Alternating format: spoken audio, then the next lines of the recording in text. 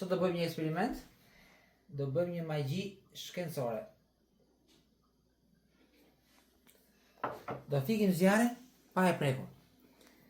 Do formojmë dioksid karboni. Dioksidi karboni nuk e lejon djegjen dhe shuan zjarrin. Si mund formojmë dioksidin karbonit? Me sot buke. Vendosim sot buke. Pasi ne kemi vendosur ujë më parë, ke gota. Okej. Vendosim sot e bukës. Kjo është sot buke e verdh, është me bojë ushqimore. Dhe limontos ose acid citrik. Në moment do filloj reaksioni kimik i acidit me bazën.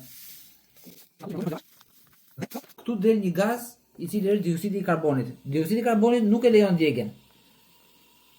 Do presim pak sekonda sa të mbushet gjithë cilindri me dioksid karbonit, sepse dioksidi i karbonit nuk fluturon në ajër, po qëndron në gotë, sepse është gaz i rënd, është më i rënd se ajri dhe bie poshtë.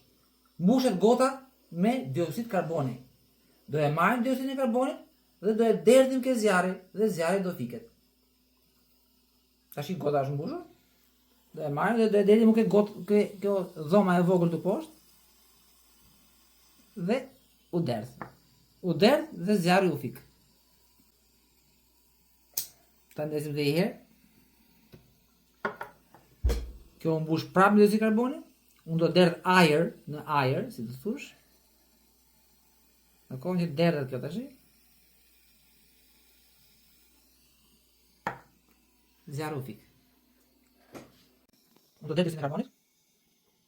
Megjithëse duket si magji, por nuk është magji, është thjesht eksperiment shkencor, është thjesht dukurit ligjit e natyrës.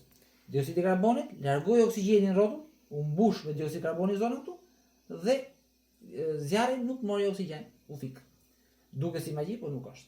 Është thjesht shkencë. Tu pam vetimin e dioksidit karbonit, i cili qëndron në gotë, nuk ngrihet sipër, është i rënd domethënë, dhe që nuk e lejon djegjen, e bllokon. Ja hoqi oksigjenin në rrotull zjarrit dhe zjarri u fik.